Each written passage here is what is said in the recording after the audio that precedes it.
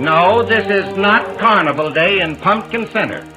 It is the day of days in Washington, D.C. President McKinley is being inaugurated.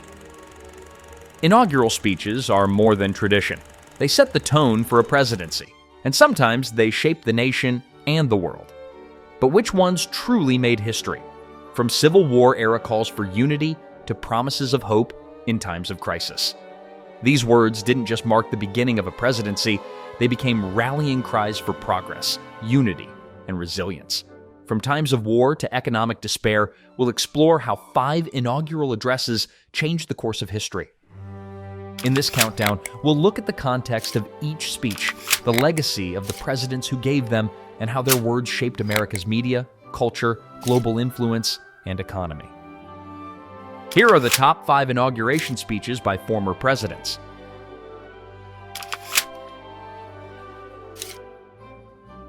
At the height of the Great Depression, Franklin D. Roosevelt faced a nation gripped by fear and despair. His first inaugural address did what few believed possible. It restored hope. His famous words, "The only thing we have to fear is fear itself," rallied a demoralized nation. First of all, let me assert my firm belief that the only thing we have to fear is fear itself. This nation is asking for action, and action now. In 1933, the U.S. was in the grip of the Great Depression. Nearly 1 in 4 Americans were unemployed, banks were failing, and public confidence was at an all-time low. Bread lines stretched for miles, and the country faced a level of despair unseen since the Civil War. Franklin Delano Roosevelt, a charismatic leader from a prominent New York family, had served as governor before running for president. Despite battling polio, he exuded optimism and confidence, which resonated with a nation desperate for hope. Delivered on March 4th, 1933, FDR's speech was the first inaugural address to be broadcast nationwide by radio, reaching millions. His line, "The only thing we have to fear is fear itself," became an instant headline and was quoted in editorials for weeks. This speech symbolized resilience and ushered in the New Deal era, inspiring art, literature, and even pop culture to reflect themes of hope and recovery. Public trust in the presidency grew, laying the groundwork for the fireside chats. The speech was noticed internationally as it signaled a shift in American economic policy that would later influence Keynesian policies abroad. Countries struggling with the Depression looked to the New Deal as a blueprint. Within months, FDR initiated sweeping reforms, including banking stabilization and infrastructure projects. The stock market rallied, and unemployment began to decline gradually. Economic indicators showed a marked improvement by the end of 1933. The bank holiday, while resulting in many cases in great inconvenience, is affording us the opportunity to supply the currency necessary to meet the situation. No sound bank is $1 worse off than it was when it closed its doors. I can assure you that it is safer for you to keep your money in a reopened bank than to keep it under the mattress.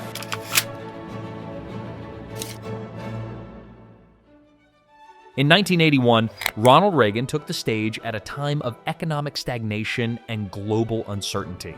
His declaration, "Government is not the solution to our problem, government is the problem," defined a new conservative era. Government is not the solution to our problem, government is the problem.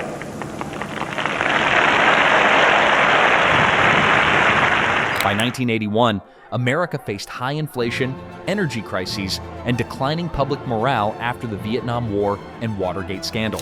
The hostage crisis in Iran had further eroded confidence in government leadership. A former Hollywood actor and governor of California, Reagan was known as the Great Communicator. His campaign focused on restoring American pride, promising smaller government and a strong stance against the Soviet Union. Reagan's address set a new tone for conservatism, and his phrase, "Government is not the solution to our problem, government is the problem," dominated headlines and television commentary. The Reagan Revolution extended beyond politics, seeping into the cultural fabric of the 1980s. Films like Top Gun, Rocky IV, and Red Dawn echoed themes of American strength and resilience, directly reflecting the era's ethos. Advertisements began celebrating entrepreneurship and individual success, aligning with Reagan's philosophy of self-reliance. Even fashion trends, marked by preppy styles symbolizing prosperity, mirrored the era's focus on optimism and traditional values. Reagan's rhetoric was a Cold War rallying cry. His promise of military strength and economic revival reassured NATO allies and sent a clear message to the Soviet Union. Mr. Gorbachev, open this gate.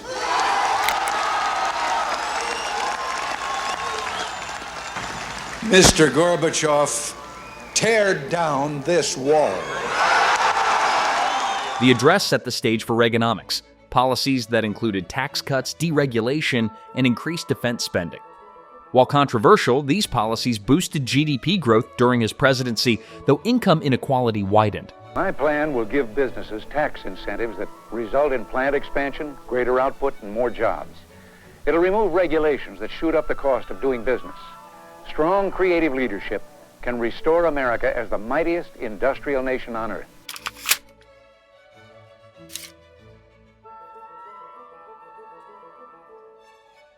In 2009, Barack Obama's inaugural address symbolized hope and change during the Great Recession. His words, "The time has come to reaffirm our enduring spirit," inspired millions around the world. The time has come to reaffirm our enduring spirit, to choose our better history, to carry forward that precious gift, that noble idea passed on from generation to generation, the God-given promise that all are equal, all are free, and all deserve a chance to pursue their full measure of happiness.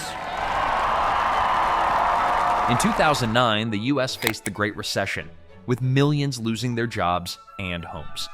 The re-election of Barack Obama, the first African-American president, symbolized hope and progress amidst crisis. A former senator from Illinois, Obama captured the nation's imagination with his message of hope and change. His calm demeanor and eloquence positioned him as a unifying figure during turbulent times.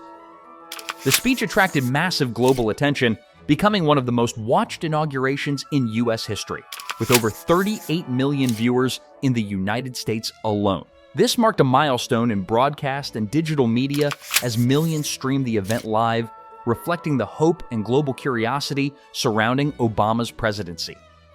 Obama's words resonated deeply with the diverse audience.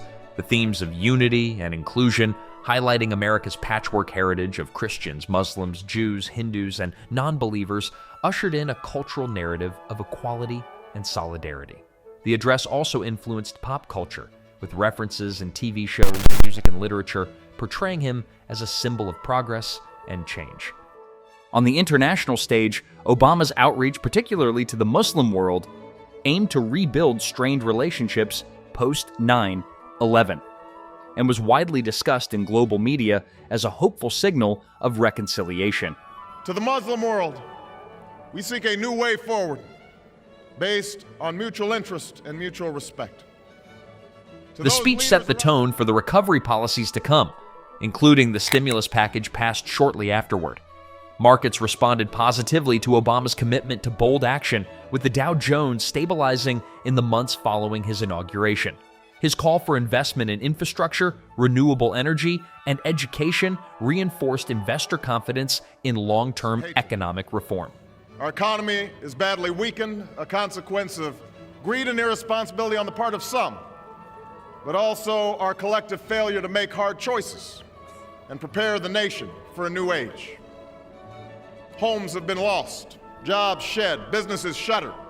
Our health care is too costly, our schools fail too many, and each day brings further evidence that the ways we use energy strengthen our adversaries and threaten our planet.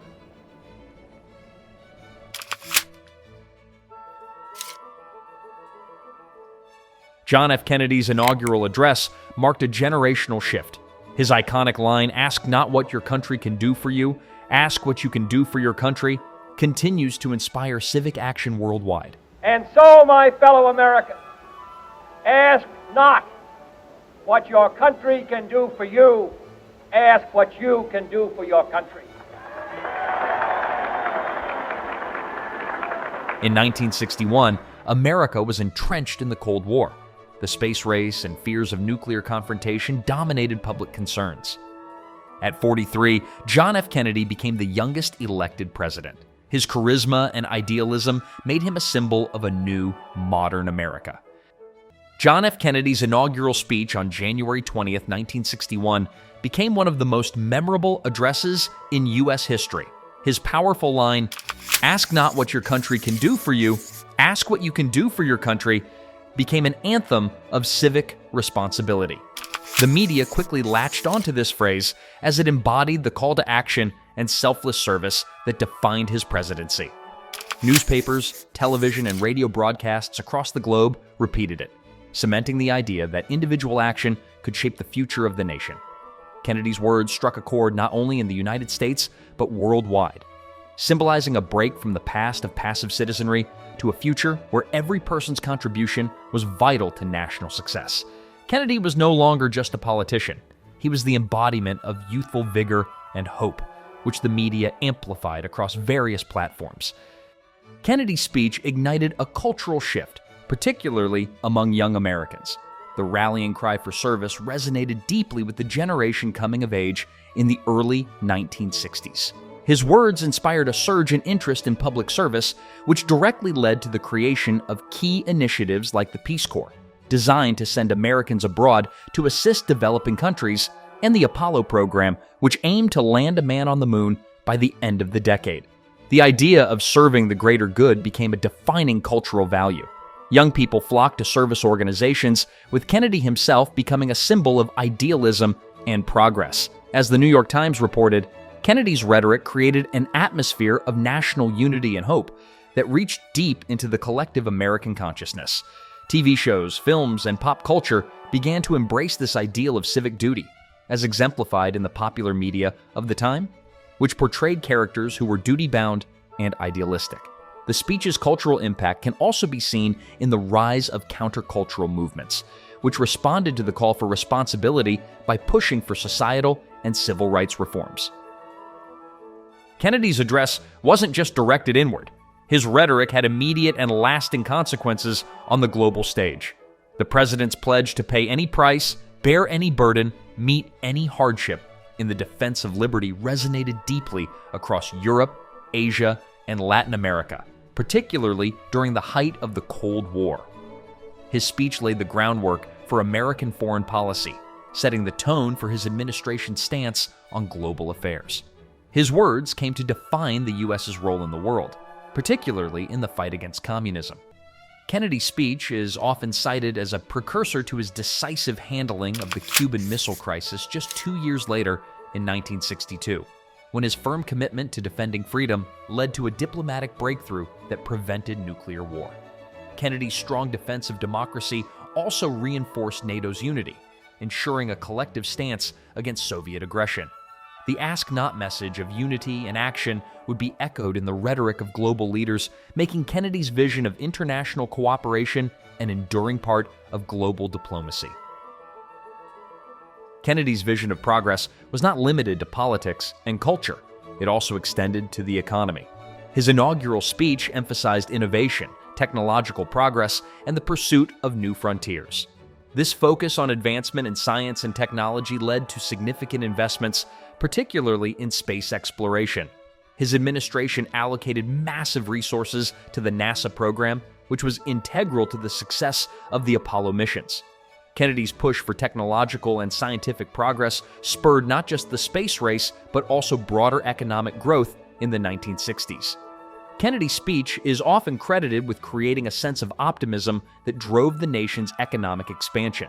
The emphasis on national purpose and growth led to a sustained period of prosperity, with the economy benefiting from investments in technology, infrastructure, and education. His vision of a future powered by innovation also laid the foundation for the tech-driven economy that would emerge in the following decades.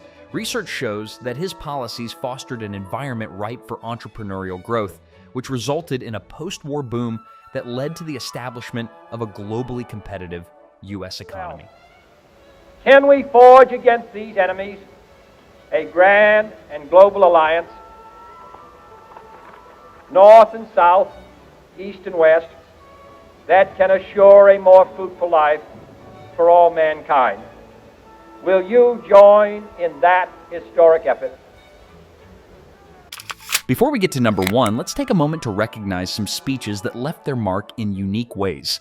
These addresses didn't quite make the top 5, but each of them shaped American history in profound and often unexpected ways. Donald Trump's 2017 inaugural speech. His stark depiction of American carnage painted a grim picture of the nation-state, drawing both intense criticism and fervent support. This speech solidified his populist appeal, signaling the rise of a more divisive, anti-establishment rhetoric in American politics.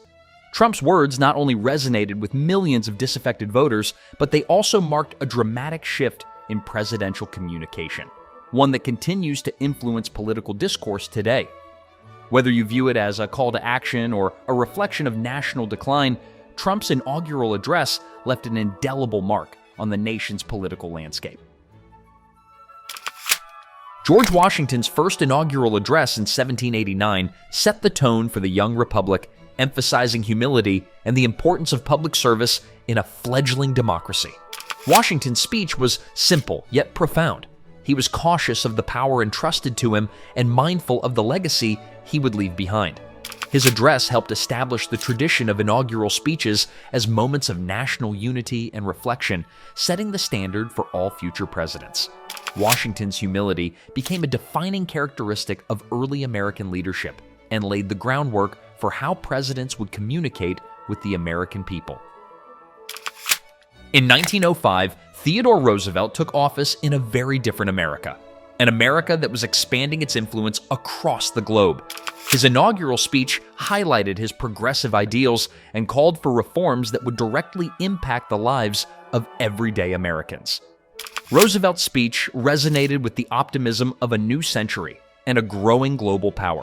His words on civic duty and the importance of progress helped guide a nation on the brink of modernity. Roosevelt also underscored the importance of a government that works for the people, making his speech a cornerstone for later progressive movements. His address symbolized the changing tides in American society, marked by urbanization, industrial growth, and the increasing role of the United States on the world stage. And then there's Andrew Jackson in 1829, who revolutionized American politics with his populist rhetoric. His inauguration was a spectacle. More than 10,000 supporters flooded the White House lawn, leading to a chaotic but triumphant celebration. Jackson's speech was a direct appeal to the common man, empowering working-class Americans who felt left behind by the elite establishment. His rhetoric reshaped the presidency, emphasizing the need for a government that represented the interests of ordinary citizens.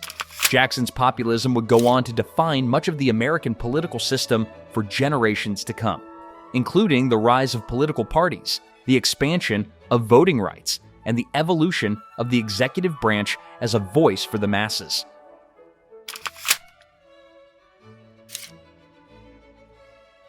At a time of unparalleled division, Abraham Lincoln's second inaugural address sought reconciliation, not triumph. His timeless words, "with malice toward none, with charity for all," reminded a broken nation of the moral stakes of unity. Again, I say, with malice toward none, with charity for all. The Civil War was nearing its end in 1865, leaving a divided nation in its wake. The question of reunification loomed large. Abraham Lincoln, a self-taught lawyer from Illinois, is regarded as one of America's greatest presidents. His leadership preserved the Union and abolished slavery. At the time of its delivery, Lincoln's second inaugural address was not widely appreciated, with many questioning his conciliatory tone. However, over time, this speech has been recognized as one of the most profound and pivotal in American history. Lincoln's message of reconciliation and healing, with malice toward none, with charity for all, emphasized the need for national unity after the Civil War. These words became a touchstone for both media and public discourse about how a nation torn apart by conflict could rebuild. The speech was later reprinted in newspapers across the country, with its themes of forgiveness resonating deeply with both the public and future generations. The cultural impact of Lincoln's address was immediate and profound. His speech directly influenced the Reconstruction efforts that aimed to restore the South and integrate it back into the Union. Lincoln's call for forgiveness, rather than vengeance, played a significant role in shaping the direction of American civil policy in the years following the war. The speech laid the groundwork for the eventual passage of the 13th, 14th, and 15th Amendments, which abolished slavery, granted citizenship, and protected voting rights for African Americans. Later, the principles of unity and healing espoused in the speech became rallying cries for civil rights movements in the 20th century. From the civil rights struggles of the 1960s to modern-day calls for racial justice, Lincoln's emphasis on compassion over retribution has been a cornerstone for movements aiming for social change. Globally, Lincoln's moral stance on human equality and justice resonated well beyond American borders. His advocacy for the abolition of slavery, combined with his personal commitment to preserving the Union, became a beacon for abolitionist movements worldwide. In countries like Brazil and Cuba, where slavery had similarly entrenched systems, Lincoln's actions and words inspired local reformers. Brazil, the last country in the Americas to abolish slavery in 1888, was deeply influenced by the moral and legal changes initiated by Lincoln's leadership. Similarly, Cuban abolitionists drew on Lincoln's example as they fought for emancipation, which would come to fruition just a few years after Lincoln's death.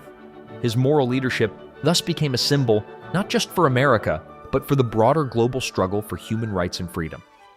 While Lincoln's presidency was dominated by the Civil War, the economic implications of his second inaugural address were profound. By making the preservation of the Union his central objective, Lincoln ensured the continuation of the economic dynamism of the United States, particularly in the North. The victory over the Confederacy allowed for the continuation of an industrialized economy, which would drive American economic dominance in the decades to follow. After the war, Lincoln's policies and leadership paved the way for post-war industrialization, with the development of the railroad system, manufacturing, and the growth of cities. His leadership also ensured that the United States would be a united country, which allowed for greater economic cooperation and trade among the states. As a result, by the end of the 19th century, the U.S. had firmly established itself as an industrial powerhouse, driven in part by the economic stability Lincoln preserved during the Civil War.